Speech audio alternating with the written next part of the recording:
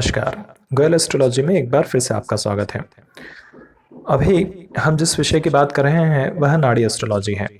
हम यहाँ पर गुरु ग्रह या बृहस्पति देव जुपिटर के विषय में आप लोगों से चर्चा कर रहे हैं। हम आपको बता रहे हैं कि आपकी कुंडली में गुरु कहाँ पर होते हैं तो किस तरह का फल देते हैं।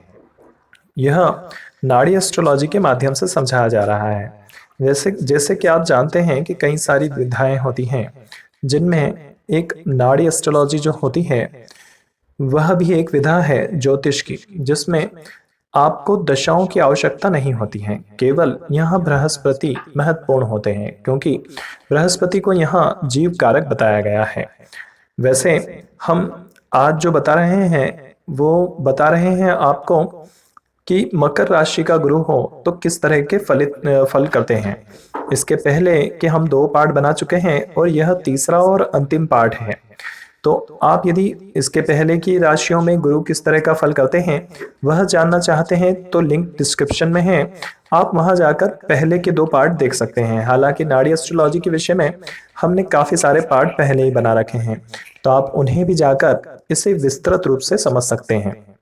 आज हम गुरु की बात कर रहे हैं जो कि मकर राशि में, यदि आपका जन्म का गुरु मकर राशि में हो तो किस तरह का फल देते हैं।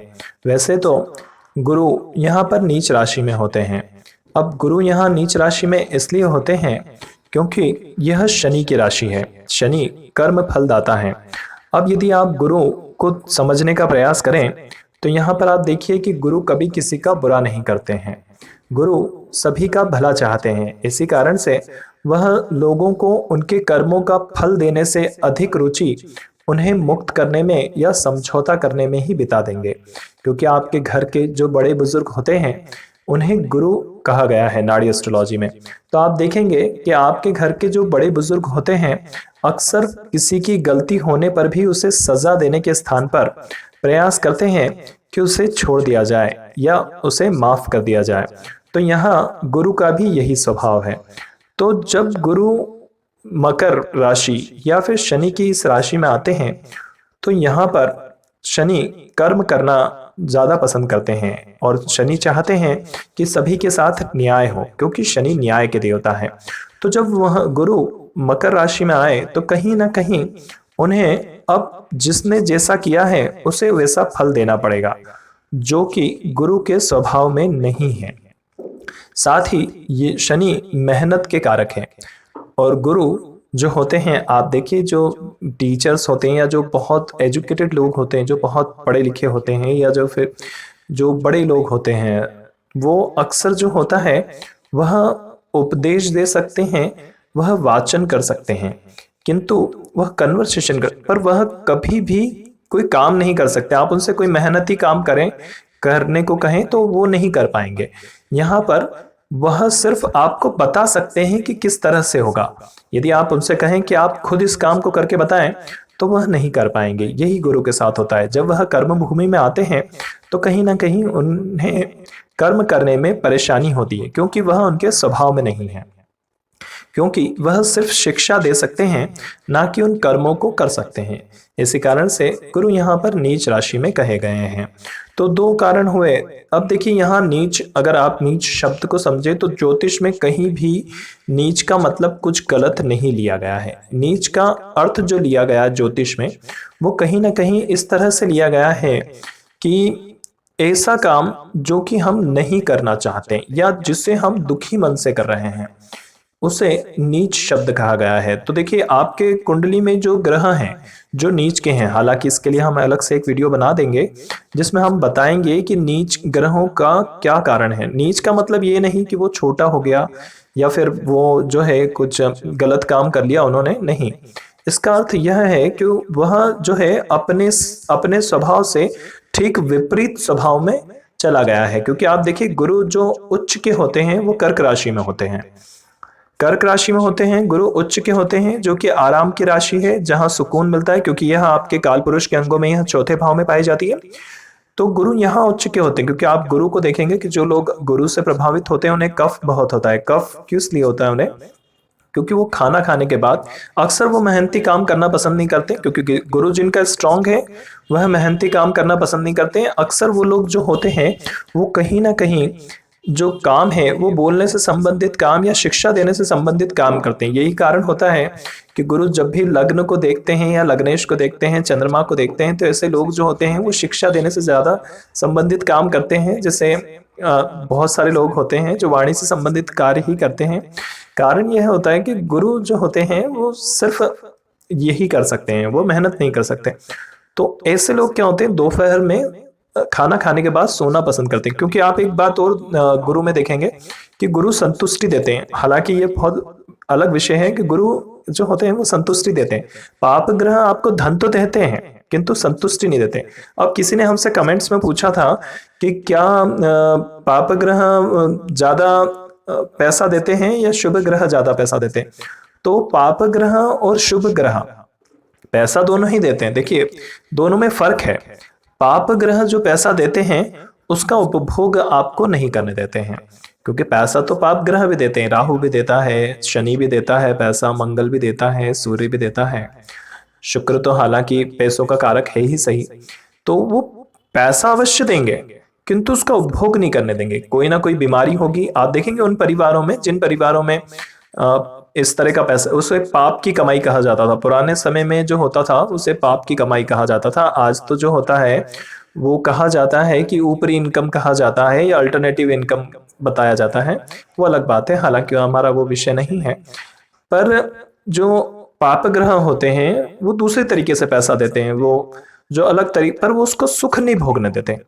वो होता ये, वो व्यक्ति 99 के फेर में लगा रहता है, उसे थोड़ा और चाहिए, थोड़ा और चाहिए, या उसके परिवार में कोई व्यक्ति अपंग हो जाएगा या इन लोगों को कोई किसी तरह की बीमारी हो जाएगी, इस तरह का उनके परिवार में कोई मानसिक विकलांग या इस तरह के कैंसर जैसे रोग हो जाते हैं, तो ये सुख नहीं भोगने देते। साथ ही इन लोगों को जो पाप ग्रह पैसा देते हैं, तो जिन लोगों के पास जो पैसा आता है वो बहुत पैसों को लेकर बहुत ज्यादा पॉजिटिव हो जाते हैं। उनको हर चीज में बस पैसा पैसा पैसा, और उनको बस पैसा ही दिखता है। इसके कारण वो अपना सुख चैन सब खो देते हैं। तो पाप ग्रह पैसा तो देते हैं किंतु सुख चैन नहीं देते हैं। वहीं गुरु भी पैसा देते हैं किंतु गुरु साथ में संतुष्टि देते हैं, गुरु सुकून देते हैं। गुरु अगर आपके अच्छे हैं, स्थिति में हैं, तो गुरु आपको पैसा तो देंगे ही सही, साथ में वह आपको सुकून भी देंगे, एक सुकून रहेगा आपको। तो यही कारण है कि ये जो लोग गुरु से प्रभावित होते हैं वो कहीं ना कहीं दोपहर में खाना खाने के बाद सो जाते हैं। क्योंकि देखिए एक डिक्टिम और है यहाँ पर अपनी सारावली में बताया गया है कि जो गुरु होते हैं, तो जो लोग गुरु से प्रभावित होते हैं, गुरु लग्न को देखें या लग्नेश को देखें, तो ऐसे लोग नौकरी नहीं कर सकते हैं, क्योंकि ये 6 दिन नौकरी पे जाते हैं और 7वें दिन ये लोग बीमार पड़ जाते हैं। कारण ये होता है कि इनको कहीं ना कहीं इनको मेहनत नहीं करना पसंद है, बिल्कुल इनको सुकून चाहिए। और आप ये जो नौकरी है वो शनि का कर्म है, ये शनि से देखते हैं, क्योंकि शनि को जो है वो दास बताया गया है ज्योतिष में। तो यहाँ पर जो है नौकरी करना शनि का स्वभाव है, दासता जो होती है जिसे स्लाव कहा जाता है इंग्लिश में। तो जो मजदूरी है वो शनि का काम है, गुरु का काम नहीं है। तो गुरु से अगर लग्न को देख रहा हो, लग्नेश को देख रहा हो, चंद्रमा को देख रहा हो, गुरु स्ट्रांग हो, तो ऐसे लोग नौकरी नहीं कर पाते हैं। ऐसे लोग 6 दिन अगर नौकरी कर भी ली तो 7वें दिन उनको बीमार पड़ जाते हैं वो। तो यही कारण होता है कि गुरु जो है यहाँ आकर नीच के हो जाते हैं। अब हम कारण ये हुआ कि ये यहाँ पर नीच के हो जाते हैं। तो देखिए जब गुरु नीच राशि में होते हैं, तो यहाँ सारावली में एक और डिक्टिम है जिसमें उन्होंने बताया है कि गुरु जब भी नीच राशि में हो तो जातक को जो काम करना है वो अपने काम से काम रखना चाहिए। उन्हें पूरी तरह से प्रोफेशनल हो जाना चाहिए, हमारी भाषा में उसे पूरी तरह से प्रोफेशनल हो जाना चाहिए। उन्हें कहीं भी ऐसा नहीं करना चाहिए कि दूसरों के लिए परेशान हो या दूसरों की मदद का प्रयास करें, क्योंकि क्या गुरु यहाँ पर नीच राशि में है। तो इन्हें पूरी तरह से प्रोफेशनल होना जाना चाहिए, ना कि इन्हें इमोशनल होना चाहिए, क्योंकि ज़्यादा इमोशनल होंगे ना तो इनके लिए परेशानी हो जाएगी। क्योंकि गुरु जहाँ बैठे हैं ठीक उससे सप्तम में जो राशि है वो कर्क राशि है, वो इमोशन की राशि है, वो आपकी भावनाओं की राशि है। तो जो गुरु यहाँ बैठे हैं तो यहाँ पर उन्हें अगर कर्म भाव को फलित करना है तो इन्हें कहीं ना कहीं सिर्फ अपने काम से काम रखना होगा, इन्हें दूसरी बातों से काम नहीं रखना चाहिए, क्योंकि ये उनके लिए दुखदायी हो जाएगा, पीड़ादायी हो जाएगा। क्योंकि आप देखिए कि लग्नेश से सप्तम भाव को मरण कारक स्थान कहा है इन्होंने, तो लग्नेश के सप्तम भाव को मार्केश या मरण कारक स्थान कहा जाता है, सप्तमेश को मार्केश कहा जाता है। देखिए क्यों, क्योंकि जो लग्नेश है वो लग्न में जीते हैं, जब वो उनके ठीक विपरीत चले जाते हैं, उसके उलट ठीक अपोजिट, तो उनका जो मूल स्वभाव होता है खत्म हो जाता है। आप देखिए मंगल जो है वो मेष राशि में जो है स्वराशि के होंगे, पर तुला राशि में वो मरण कारक स्थान में कहे गए। क्यों, क्योंकि मेष राशि जो है वो लगातार मेहनत करने की है, वो जो है दूसरों की हेल्प करने की है, और वो जो है किसी के काम आने की है। वहां पर भावनाओं का ज्यादा महत्व नहीं दिया उन्होंने, जल्दबाजी की है। मेष राशि जल्दबाजी की है, लड़ाई झगड़ों की है, क्योंकि मंगल इन्हीं के कारक है, धमकाने डराने की है। वहीं आप देखिए तुला राशि जो है वो इमोशंस से भरी हुई है, कहीं ना कहीं वो दूसरों के लिए केयरिंग है, क्योंकि तुला राशि जो है वो केयर है, दूसरों की परवाह करना है। ऐसे लोग दूसरों की परवाह बहुत ज्यादा करते हैं। आप देखिए तुला लग्न वाले जो लोग होंगे या राशि वाले, वो दूसरों की परवाह बहुत ज्यादा करते हैं। तो ये इसके ठीक विपरीत हो गया ना, उसके स्वभाव के ठीक विपरीत हो गया। तो यहाँ कहीं ना कहीं मंगल अपने से गलत, मतलब अपने से ठीक उलट चले गए, इस कारण से वो मरण कारक हो गया, इसीलिए इसे मार्केश कहा गया।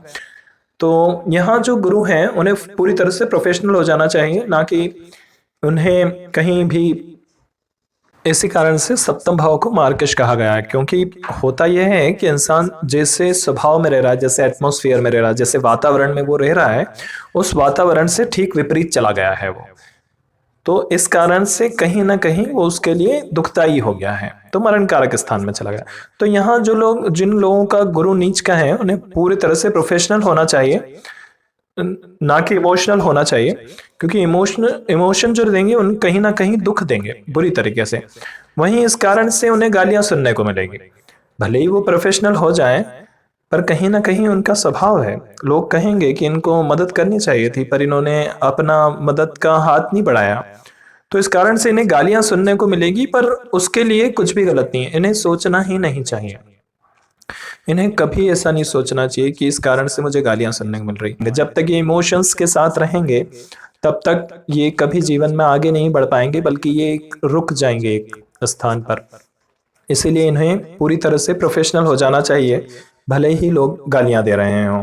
तो जिनका भी बृहस्पति 10 हो या गुरु नीच राशि में हो, ऐसे लोगों को दोपहर में सोना चाहिए, क्योंकि इनका क्या रहता है कि गुरु जो होते हैं वो ध्यान लगाना अधिक पसंद करते हैं। और यहाँ पर जिस राशि में आकर वो विराजमान हुए हैं, मतलब मकर राशि में, यहाँ शांति नहीं है। शांति इसके ठीक विपरीत कर्क राशि में है, तो यहाँ शांति नहीं है। तो यहाँ पर बाजार बताया गया है, यहाँ पर फैक्ट्री से बताया गया है। भृगुनंदी नाड़ी में देखें तो अपन मकर राशि को फैक्ट्री बताया गया। मशीनरियां जहाँ लगी हुई हैं, बड़े बड़े कारखाने हैं, वहां शांति नहीं होती है। तो इन्हें दोपहर में सोना चाहिए। उसके कारण ये होगा कि इनका मन स्थिर होगा, इसके कारण इन्हें कई सारी चीजें इन्हें इनके स्वभाव में आती जाएंगी, जो इनके आगे बढ़ने में सहायक होंगी।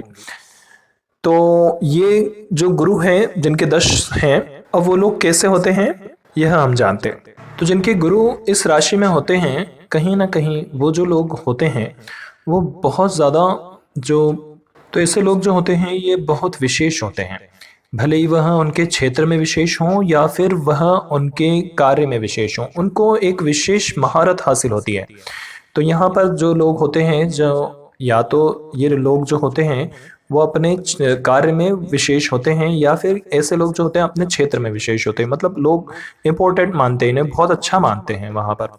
वैसे तो ऐसे लोग जो होते हैं वह धर्म के प्रति ज़्यादा आसक्त नहीं होते हैं, अर्थात उनको धर्म में रुचि कम ही होती है, किंतु फिर भी ये पूरी तरह से प्रयास करते हैं कि अपने कार्य और अपने जो धर्म है, इन दोनों के बीच में कहीं ना कहीं सामंजस्य बना कर रखें। आमतौर पर ऐसे लोगों को किसी कार्य विशेष में बहुत ज़्यादा महारत हासिल होती है, और यह प्रयास करते हैं कि दूसरों को भी उस कार्य विशेष को उसी तरह से करने को समझाएं। प्रयास करें कि दूसरे भी उसी लय में उस कार्य को करें, और अक्सर ये लोग जो होते हैं वो किसी अच्छी फैमिली से होते हैं, मतलब आप इनको देख के जज नहीं कर पाएंगे कि ये गरीब घर से हैं या बड़े घर से हैं। मतलब गरीब घर से होने के बाद भी काफ़ी अच्छे दिखाई देते हैं, इनमें संस्कार अच्छे होते हैं। और यही कारण है कि यह बदनाम होते हैं, क्योंकि यह हर चीज़ को व्यवस्थित करना चाह रहे हैं और वो नहीं हो पा रही है। इसी कारण से ये पूरी तरह से प्रोफेशनल हो जाएं तो बेहतर होगा। अब गुरु कुंभ राशि में या एक्वेरियस में, अब गुरु कुंभ राशि में आए हैं। कुंभ राशि को अगर हम देखें तो यह शनि की मूल त्रिकोण राशि है, तो कहीं ना कहीं यह गुरु के लिए ज़्यादा परेशानी खड़ी कर देती है, क्योंकि हम यहाँ देखें तो इसे 11वां स्थान दिया गया है। 11वां स्थान जो दिया गया है वह कर्म के बाद का स्थान है। यह हमारे गेन या आय स्थान भी बताया गया है, किंतु बहुत कम जगह यहाँ लिखा हुआ है कि 11वां स्थान जो होता है वह न्याय का भी स्थान होता है, जहाँ पर न्याय होता है कि सही क्या है और गलत क्या है। यह शनि की राशि दूसरी राशि है। अगर आप ज्योतिष के वैदिक ज्योतिष के नियमों को जानते हो तो आपको पता होगा कि हर ग्रह अपनी दूसरी राशि का फल ज़्यादा देता है। यही कारण है कि शनि को न्याय का देवता कहा गया है, क्योंकि वह इस राशि का फल ज़्यादा देते हैं। तो जब भी शनि अपनी इस राशि में आते हैं तो कहीं ना कहीं वह उन सभी का हिसाब कर रहे होते हैं जो कि उस जातक ने पहले किया होगा, क्योंकि इसके लिए शनि का गोचर, यदि आप वैदिक एस्ट्रोलॉजी में शनि का गोचर को समझें तो आपको ये बातें बहुत अच्छी तरह से समझ में आएंगी कि किस तरह से शनि गोचर में कार्य करते हैं। तो 11वें भाव का कारक जो बताया गया है वह भी शनि और गुरु को संयुक्त रूप से बताया गया है, क्योंकि शनि जो होते हैं, आपने एक पुराना जो है वो डिक्टिम सुना होगा कि शनि जहाँ बैठते हैं उस भाव को बढ़ा देते हैं और जहाँ देखते हैं उसमें कमी कर देते हैं।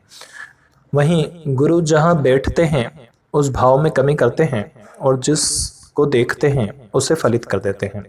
हालांकि ये डिक्टिम को समझाने में बहुत समय लगेगा, पर इसमें कारण यही है कि शनि गोचर में जहाँ पर भी जा रहे हैं उस भाव को बढ़ा रहे हैं। इसीलिए छठे और 12वें में शनि को अच्छा नहीं कहा गया है, क्योंकि ये खर्च को बढ़ा देते हैं, रोग ऋण शत्रुता को बढ़ा देते हैं, हॉस्पिटल या क्राइम को बढ़ा देते हैं।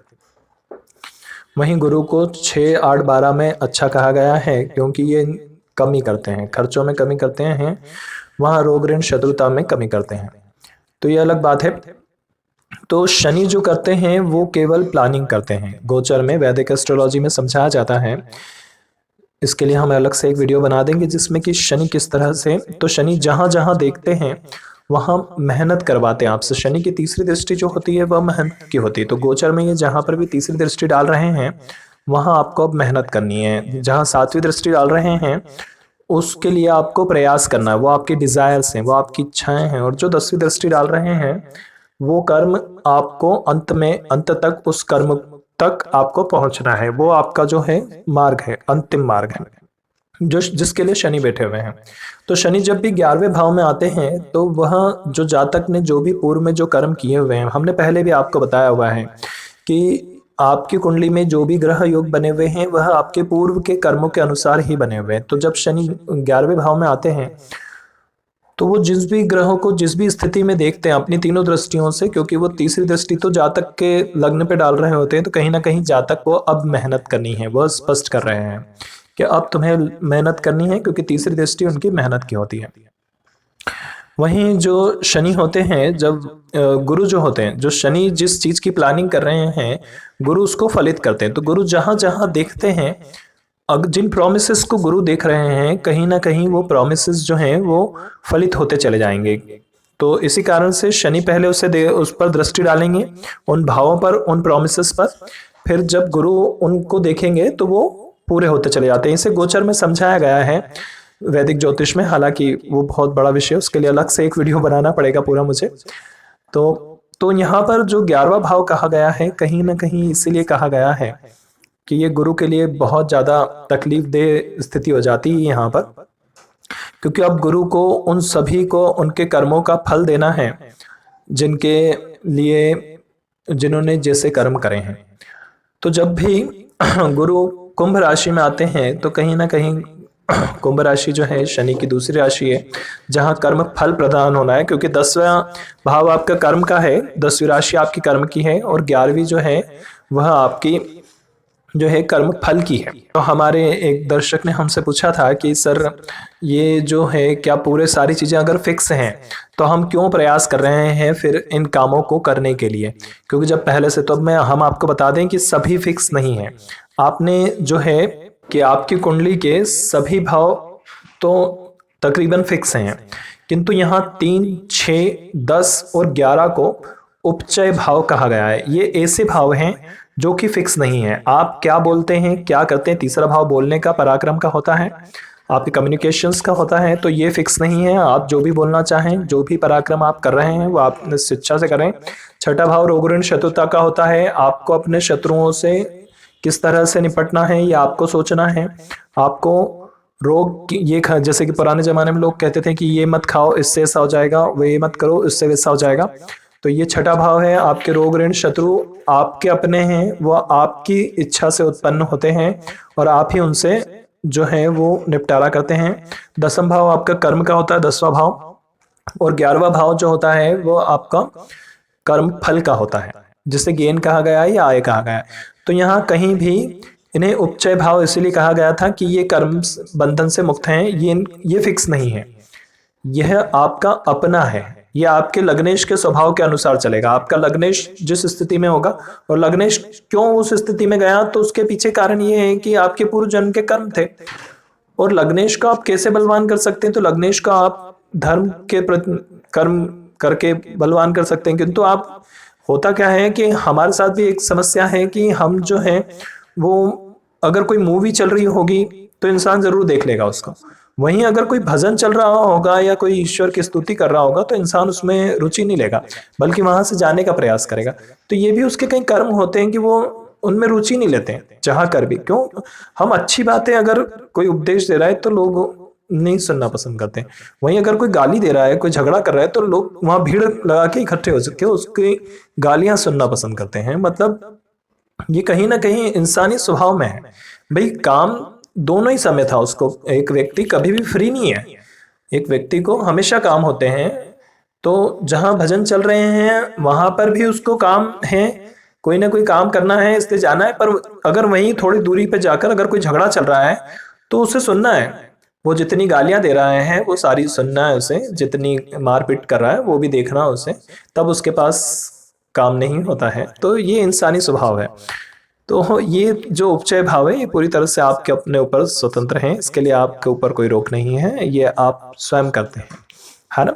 तो यहाँ पर जो गुरु हैं इन्हें अब कर्मों के फल देना है, और गुरु का ये स्वभाव नहीं है, जैसा कि हमने पहले बता चुके हैं। तो यहाँ गुरु के लिए बहुत ज्यादा परेशानी हो जाती है। तो कुंभ राशि को जो कहा गया है वो अर्ध जली तत्व राशि कहा गया, अर्ध जल तत्वीय राशि कहा गया है, कहीं इसे जल तत्व राशि कहा गया है, कहीं अर्ध जल तत्व राशि कहा गया है। हम अर्ध जल तत्वीय राशि लेकर चलते हैं।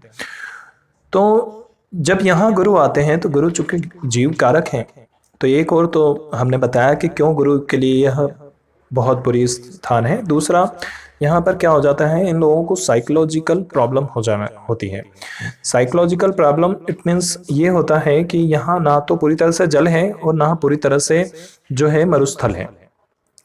तो ये लोग जो होते हैं बहुत कंफ्यूज्ड होते हैं।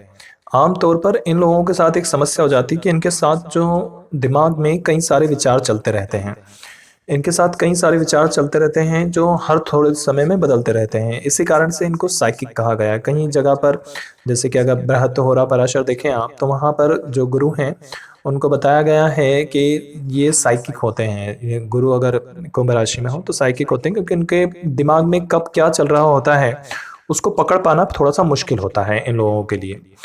ये ना पूरी तरह से इमोशनल हो पाते हैं और ना पूरी तरह से प्रोफेशनल हो पाते हैं। कब ये भड़क जाएंगे, कब ये क्रोधित हो जाएंगे और कब ये शांत हो जाएंगे, इसका पता लगाना भी थोड़ा सा मुश्किल हो जाता है इन लोगों के लिए। तो इनके जो है लगातार इनके खुद के दिमाग में कई सारे विचार एक साथ चलते रहते हैं, जिसके कारण ये कंफ्यूज रहते हैं। यही कारण होता है कि थोड़े से ये अलग हो जाते हैं, कई बार थोड़ा सा क्रोध ज़्यादा हो जाते हैं, क्रोधित ज़्यादा हो जाते हैं।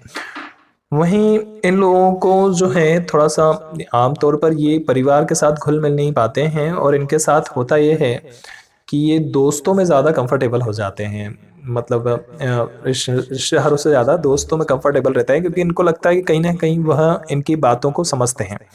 तो इसी कारण से यह बाहर रहना पसंद करते हैं। आमतौर पर ऐसे लोग जो होते हैं फॉरेन ट्रेवल्स ज़्यादा होते हैं, जो परिवार से दूर हो जाते हैं। फॉरेन ट्रेवल्स इनकी ज़्यादा होती हैं, क्योंकि इनके पास पैसों की ज़्यादा कमी नहीं होती है। और अगर क्योंकि ये होते किसी अच्छे परिवार से, इनका परिवार जो होता है वो अच्छे पैसे वाले परिवार होता है।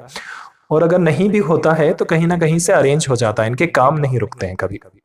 और इनके बच्चे जो होते हैं वो भी काफ़ी अच्छे होते हैं, पर इनके मैरिटल लाइफ जो होती है वो अच्छी नहीं होती है। ऐसा नहीं है कि इनके बीच में डिवोर्स हो जाते हैं या पति पत्नी बहुत ज़्यादा झगड़ते हैं, हाँ बस ये आपस में खुश नहीं होते हैं कहीं ना कहीं, क्योंकि गुरु जो हैं वो वहाँ बैठे हुए हैं जहाँ उन्हें कर्मों का फल देना है, और वो वहाँ बिल्कुल अपने आप को जो है कंफर्टेबल महसूस नहीं कर रहे हैं। तो यहाँ पर समस्या ये हो जाती है कि वो जो है प्रयास तो पूरा कर रहे हैं कि इनके कर्मों का फल दे दे, पर वो उनके स्वभाव में नहीं है। तो कहीं ना कहीं उनके बीच में अंतर्द्वंद चलता रहता है। और यही कारण है कि इनके जो रिलेशनशिप होते हैं, इनके अंतर्द्वंद के कारण वो रिलेशनशिप धीरे धीरे धीरे धीरे निरस्तापूर्ण होते जाते हैं। हालांकि इनको प्रयास करना चाहिए कि उस रिलेशनशिप को कहीं ना कहीं मेंटेन करें, बचा कर रखें। तो बस एक यही कारण होता है कि इनको अपनी मैरिटल लाइफ में कहीं ना कहीं समझौता कर कर जीना पड़ता है। हालांकि ये इनकी खुद की गलती नहीं है, पर फिर भी कहीं ना कहीं थोड़ी सी परेशानी तो इन्हें रहेगी ही सही। अब गुरु की अंतिम राशि जो कि 12वीं राशि है और जिसे मोक्ष भी कहा गया है, मीन राशि।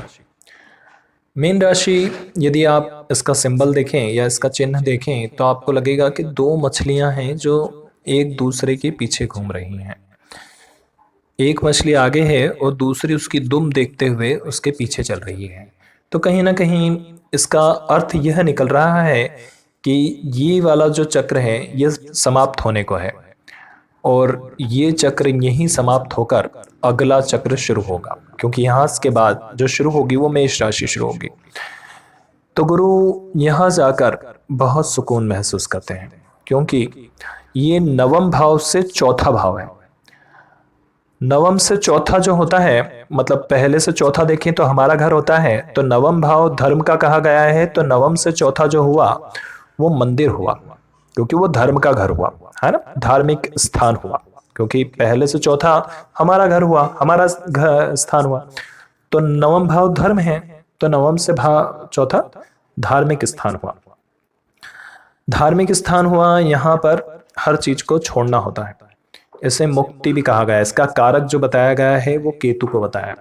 तो केतु को इसका कारक इसलिए बताया गया है क्योंकि केतु छोड़ने का कार्य करता है।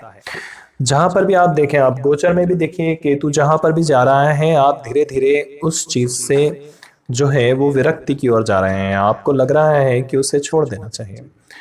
हर चीज का सप्तम भाव जो होता है वो कहीं ना कहीं उसका अंत होता है, इसीलिए इसे मार्केश कहा गया है।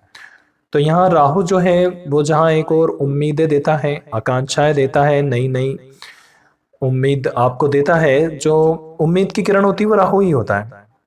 वो किसी भी चीज को गेन करना है, उसके लिए कोशिश करने का, प्रयासों का नाम जो है वो राहु है।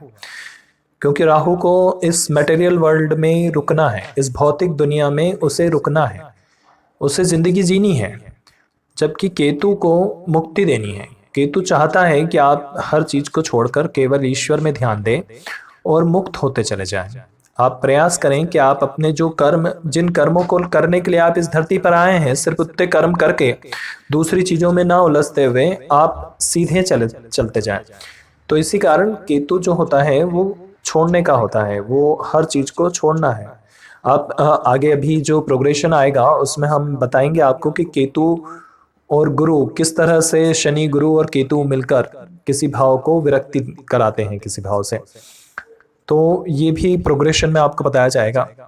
हालांकि अभी जो है गुरु मीन राशि में हुए, तो कहीं ना कहीं ये देने का भाव है, ये अंतिम भाव है, क्योंकि अब अगला फिर वापस यहाँ से लूप स्टार्ट होना है और अब वापस से मेष राशि होना है। तो अब जो ये लोग होते हैं तो ये जो लोग होते हैं वो सेल्फ मेड होते हैं, ये खुद अपने दम पर हर चीज़ क्रिएट करते हैं, क्योंकि ये अंतिम भाव है।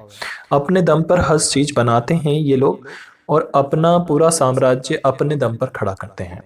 तो कहीं ना कहीं इन्हें कहा जा सकता है कि ये सेल्फ मेड लोग होते हैं। वहीं इन्हें दूसरों की परवाह भी बहुत ज़्यादा होती है, ये दूसरों की केयरिंग करना पसंद करते हैं। तो ऐसे लोग दूसरों की निस्वार्थ भाव से सेवा करते हैं और आम तौर पर मंदिर या फिर धर्मशालाओं जैसी चीज़ों में खर्च करना पसंद करते हैं, क्योंकि उनको बनाना इन्हें बेहद पसंद है। इन लोगों के मन में कहीं ना कहीं अनाथालय या फिर वृद्धाश्रम जैसी जगहों को भी दान देना या उनका निर्माण करना इनके मन में जरूर रहता है। यह स्थान गुरु के लिए सबसे अच्छा है। इसी कारण से ऐसे लोग जो होते हैं आमतौर पर बहुत खूबसूरत हृदय वाले होते हैं और ऐसे लोग हमेशा दूसरों के लिए अपना फ़ायदा छोड़ने के लिए तैयार हो जाते हैं। ये परिवार में उन लोगों में से होते हैं जो अगर किसी संपत्ति को लेकर विवाद चल रहा हो तो अपना हिस्सा पहले ही छोड़ देते हैं। इस बात को आप अभी भी महसूस कर रहे होंगे, क्योंकि गुरु फिलहाल मीन राशि में ही है। आप देखेंगे कि इस दौरान आपने कई सारी चीज़ों को छोड़ दिया होगा। वहीं शनि जो है वह कुंभ राशि में है, जो कि कहीं ना कहीं जातकों को अपने पूर्व के किए कर्मों की सज़ा देने के लिए तैयार हैं। वहीं गुरु जो हैं प्रत्येक चीज़ को छोड़ने के लिए तैयार हैं। अब यहाँ पर आप देखेंगे कि आप सभी में से जितने भी लोग ये वीडियो देख रहे हैं उनमें से कई लोगों को इस बार लॉस हुआ होगा, वहीं कई सारे लोगों को इस बार फ़ायदा हुआ होगा। जिन्हें लॉस हुआ वह जानते हैं कि किस कारण से उन्हें हानि हुई होगी, वहीं जिन्हें फ़ायदा हुआ वह यह नहीं जानते कि उन्हें किस कारण से फ़ायदा हुआ होगा, क्योंकि उन्होंने निस्वार्थ भाव से किसी की मदद की होगी। वहीं इस बार उन्हें बहुत कुछ छोड़ना भी पड़ा होगा। आप लोगों में से बहुत सारे लोग ऐसे रहे होंगे जिन्हें इस समय बहुत कुछ निस्वार्थ भाव से छोड़ना पड़ा होगा और आप खुशी से उसके लिए तैयार भी हो गए होंगे। धन्यवाद।